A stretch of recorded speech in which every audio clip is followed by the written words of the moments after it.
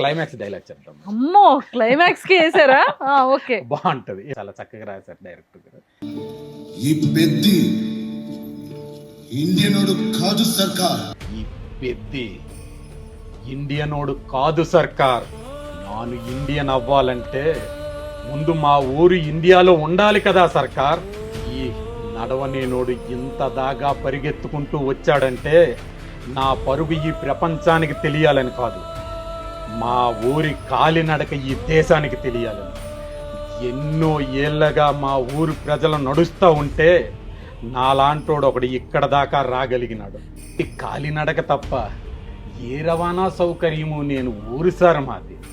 బతుకు లేకపోతే ఊరే వదిలేయమన్నారు ఈ సర్కారు వాళ్ళు. బాగున్న చోటకే వెళ్ళి బతకాలంటే ఈ దేశం ఎప్పుడు బాగుపడుతుంది సార్? ఈ ఇండియన్ సర్కార్ చంద్రమండలానికి ఎగరగలిగింది కానీ ఇదే నేల మీద ఉన్న మా కొండ కింద ఊరికి మాత్రం నడవలేకపోయింది సార్. నెమలి జాతీయ పక్షి, పులి జాతీయ జంతువు. ఈ దేశంలో పక్షులకి జంతువులకి ఉన్న గౌరవం విలువ మా కొండ కింద ఊరు ప్రజలకు లేకుండా పోయింది సార్. మా ఊరిలో సచిన్ శవానికి కూడా గుర్తింపు లేకుండా పోయింది సార్. ఆ రోజు అప్పల సూర్యునికి నాకు సంబంధం ఏంటని అడిగినప్పుడు మా అప్పల సూర్యు గుర్తింపుని ప్రశ్నించినట్టు నాకు అనిపించలేదు సార్. మా కొండ కింద ఊరు ఆత్మగౌరవాన్ని మర్యాదని చీకొట్టినట్టు అనిపించింది.